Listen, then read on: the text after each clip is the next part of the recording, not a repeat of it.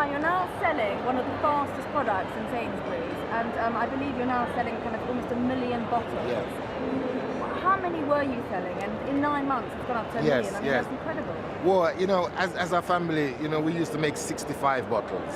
Every time we made reggae sauce, the pot that we make it in allows us 65 bottles every sort of, that's what the recipe allows us to make. And the size of my pot at home. Okay. But how many? And now we were doing like 150,000 bottles at a time.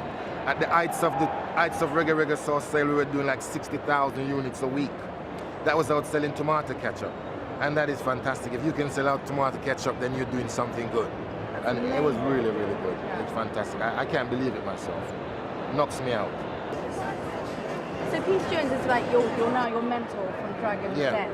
But before that, you had a mentor who basically suggested that you should go to the was it the British Food Conference? World Food Market. Yeah, that's right. Yeah. Her name was Nadia Jones, fabulous Nadia. She's perhaps responsible for my sort of usurpation, if that's a word.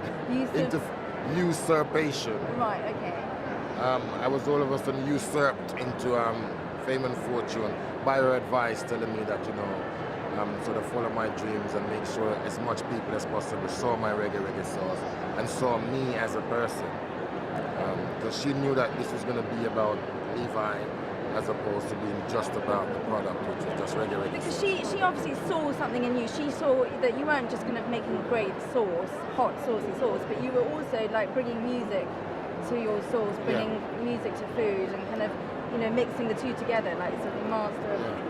Well, I think it was all about me having this mother of all USPs, which was just decided not to have a business plan type thing. Like it's just to concentrate on what I knew best, which was like music was me.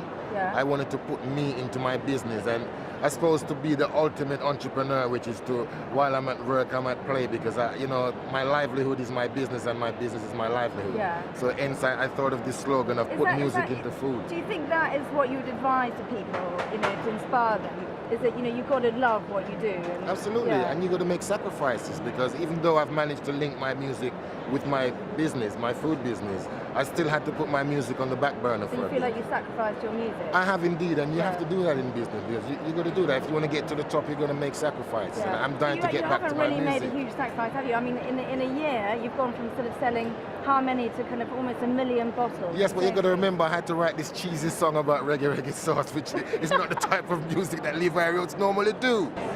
But I've just opened my first restaurant, which is called the Papine Jerk Center in Battersea. And it's fantastic because it allows me to help to sort of bring Caribbean food to the masses, which is like the bigger job for me to do in this whole thing. How I use my fame now is to try to bring Caribbean food where it should be, and up there with Indian food, which is like the mainstay of the British palate. And more people go to the Caribbean than they go to India. Exactly. So I think Caribbean food should be up there. I've been used to the stage for all my life. I mean, I think this is one of the reasons why I sort of quelled the fire in the dragon's mouth initially when I came up those stairs with my guitar singing the song, because that was me, used to being on the stage. And I'm enjoying that. And now I was well known then all my life, but now I'm famous. And it's just now people are saying that, Levi, you're inspiring us for making a sauce. I mean, it's not like I invented a computer chip that's going to change the world or something really, really, you know, beneficial to people. I invented a sauce, you know. You're giving lots of talks to kids going around different schools. What's the main advice you're giving them?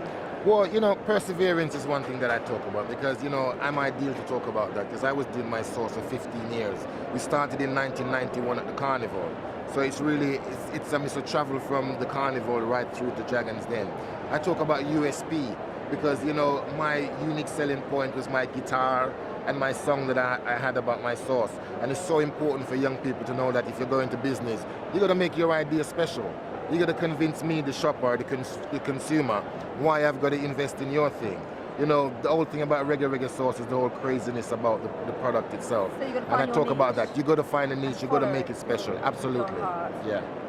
Good luck.